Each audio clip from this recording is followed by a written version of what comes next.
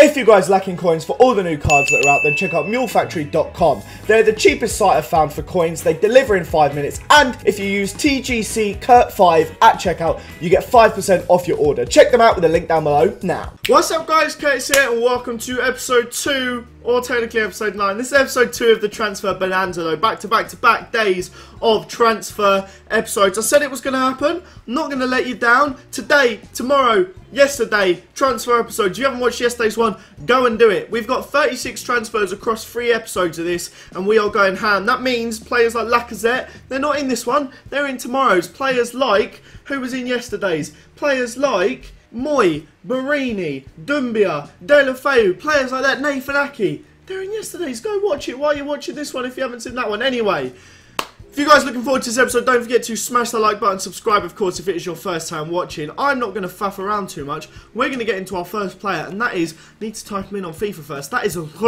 was going to roll my R there, but I messed up. Lorenzo Pellegrini. What is going on?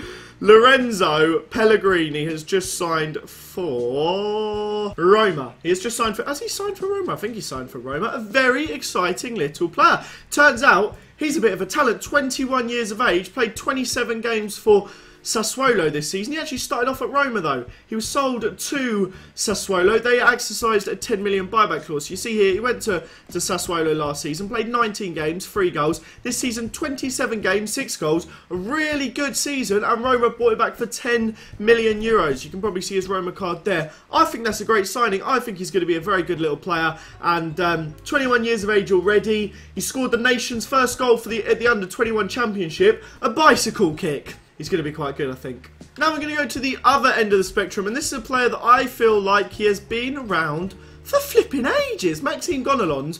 I honestly feel like he's been around for so long. He has also just signed for Roma. Roma have done a good bit of business already. This guy has played 242 games for Lyon. Flipping heck. He has an absolute multitude of cards. If we look here, FIFA 10 was his first one. He didn't really break into the scene about this sort of time. 2009-10, 2010-11 was where he started to play regular. He's then played... These are his... I'll tell you what, I'm going to do that. You can see all of his cards whilst I read out his seasons, right? These are his games played. 2011-12, 35... 35, 36, 35, 33, 30 in all competitions. 52, 43, 54, 42, 43, 44. He's played over 40 games a season now for 6 seasons straight. That is impressive for a central midfielder. That is just incredible, really. He's got team of the season in 3 of the last 5 years. That's out of this world for a player to be so regularly featured for his club. Fair flipping play. He's only 28 now and he's signed for Roma. Still got a good 2-3 seasons left in him. This may mean that someone is going to be going out. Who's it going to be? Who knows? It could be De Rossi. You could see Nainggolan going. Could be someone going out of Roma this window. I mean, they've already sold Mohamed Salah. Paredes, it could be replacing... Is it Paredes or Paredes? I don't know how you say it. I don't know if he's in this episode or the next one. But a crazy history for this guy. 3 team of the seasons. Lots of gold cards. He had his best card last season. A really good one this season still, though. It's going to be interesting. A French player in the Serie A. It's always nice to have, mixing up those nations between the top 5 leagues. Could be a very good player for them next season. Tell you what, since we're talking about Roma, I will just include this guy straight away. It was going to be a little bit later on in the episode, but we'll go from now. That is Leandro.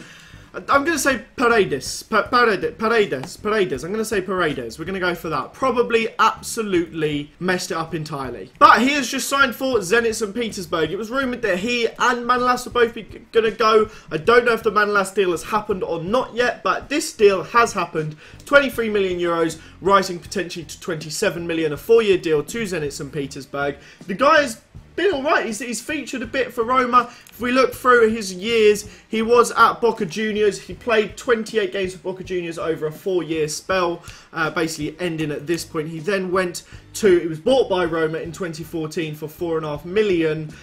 So they had to send him to Chievo. It's a bit of a weird deal. Basically, they ran out... There's a certain amount of signings you can do in Italy from non-EU countries. So you can only sell... Or players from... Like, they can own, like, Argentinian, Brazilian, etc. And they had run out of their quota. So they had to sell him on a temporary deal to Chievo.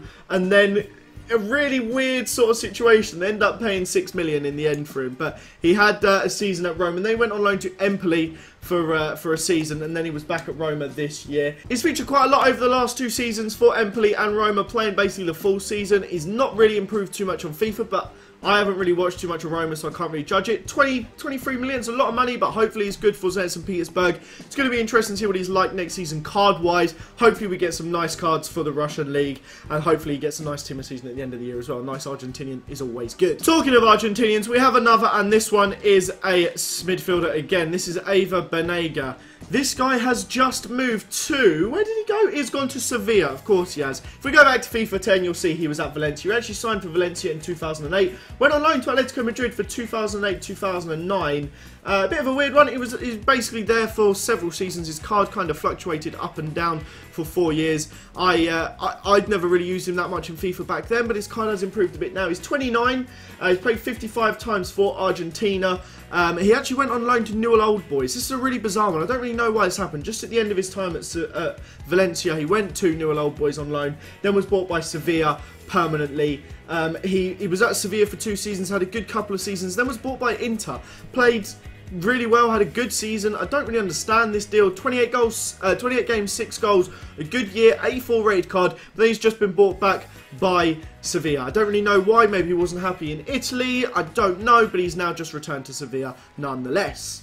Now this next one is quite exciting in my opinion. That is Jay Rodriguez. I think he's got potential to actually break into this squad now. He's going to West Bromwich Albion. I think it's a perfect transfer for him. He can play up front, he can play on the left.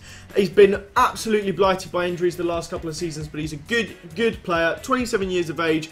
If the injuries haven't hampered him too much, hopefully he can go on to do well. Obviously, the 2013-14 season was his best. He got 15 goals in 33, and was basically out for 2 seasons, and then he kind of played a bit part player this season. Didn't feature as much as he would have liked. 5 goals in 24 games, a lot of them off the bench. Really good player, and hopefully he does well for West Bromwich Albion. But as you can see, he was at Burnley for a few seasons, mainly in the Championship. He had 1 Premier League season, then went on loan to Sterling Albion and Barnsley during that time, but none of them were during FIFA. Then, of course, he was bought by Southampton, went up and down in the ratings, and he's now at 77. I wouldn't be surprised if he has maybe a 75 or a 74 at West Brom next season. Who knows where it could take him, but I think it's a very good signing, and it's only for 12 million quid for a guy that's actually been capped for England.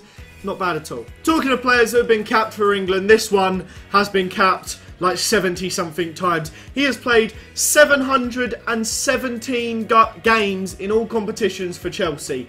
It's not bad, is it? That is not bad at all. The guy, whatever you think about him, he's done a lot for Chelsea. I mean, he's had questionable periods in his life, but he's done a lot for Chelsea. He's gone through a few changes. Obviously, he's just signed for Aston Villa, if you didn't know, on a free in the Championship. The guy's been playing for 20 years now. Very, very interesting. Obviously, you can see his recent history for Chelsea. I'm just going to lay it out on the screen. He's had 2 team of the seasons in the BPL.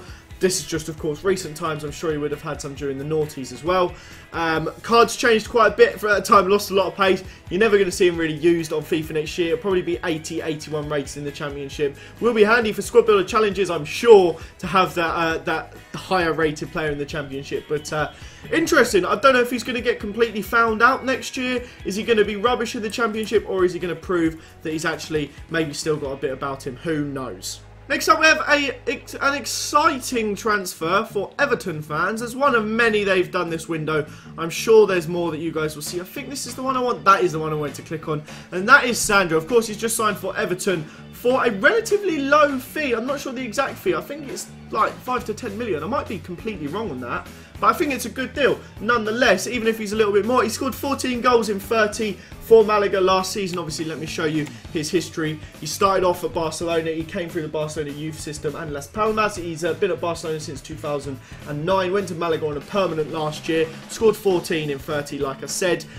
He's quite a strong player, got a bit about him, a good finisher. I mean, he's going to be replacing Romelu Lukaku, who's obviously on the way out, and then I'm sure there'll be another striker coming in too. But a good signing nonetheless. Don't know how he's going to do in the Premier League. He's a bit physical, might be interesting. Looking forward to seeing how he gets on.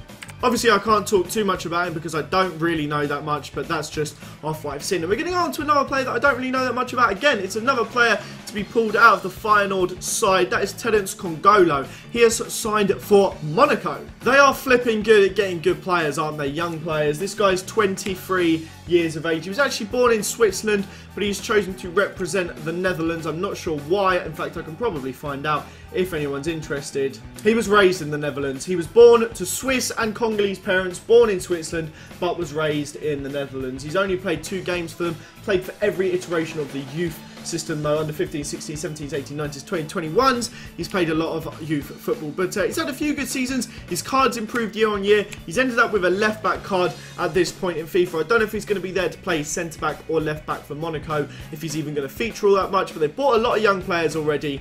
I'm not sure how much the fee was for. It says it's undisclosed on Wikipedia, but a young player, an amazing young signing. That's all Monaco do, is sign young players. Hopefully they can nurture him into being a fantastic footballer. Second to last now, we have one of the probably the biggest signings of this episode, and that is Calhanoglu. Now he has just signed for AC Milan. He's had a lot of special cards this season. He is a very special player. He is amazing at free kicks. He's very talented. I think it was something like 22 million or something like that. Of course, he was actually he had a 4-month ban, missed the second half of the season for Bayer Leverkusen. But if you look back through his history, that ban was because of dodgy transfers. He was at Hamburg. It was around this sort of time. He ended up going to Bayer Leverkusen, and he's had a couple good seasons there. Improved year on year. 26 games for Turkey, scored 8 goals. Not bad whatsoever. He's still very young, 23 years of age. A huge future ahead of him. I'm sure he's going to settle in well in Italy. His free kicks, his flair. He's going to be an exciting player, and I can't wait to actually use this card in the Serie A. I think it's going to be really exciting. There's going to be some amazing players in that league next season. If he has a good season, gets a couple informed, you know that card will be absolutely unreal. Plus, he has a perfect colourway on his card for it. The Turkish badge to go with AC Milan. It will look sick, especially if he gets an inform. And then last but most certainly not least, we have a guy that has an absolute history in FIFA. That is Emmanuel Emenike. The guy, he had a great card because of the foot birthdays this year. That was it. But he's had a history, that's for sure. I mean, he started off here. That is for Calhanoglu. 30 games, 51 goals. He was then bought by Fenerbahce,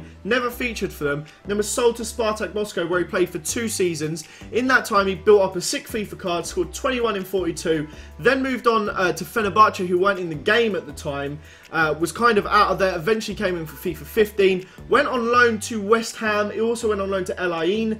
Didn't score for West Ham, had returned to Fenerbahce, played some more games this season, and then, of course, has just been bought out permanently by Olympiacos. I forgot to mention that at the start. They have picked him up for 2.5 million euros. That's not bad at all. He's getting paid 2 million a year. 2.5 mil is not bad for Emenike. The guy's shown he can score goals in some of the smaller leagues. He's done well for Fenerbahce over time. He's done well in the Russian league. Hopefully he gets a good card in FIFA next year. Whilst he's at Olympiacos, and it's going to be very, very interesting nonetheless. But that, boys, brings us to the end of this episode. Smash the like button if you've enjoyed back-to-back uploads of this. Tomorrow will be the 3rd one, then we'll keep it quiet for a couple of days. Thank you so much for watching, though. Have a fantastic day, as always, and I'll see you all next time. Bye, guys!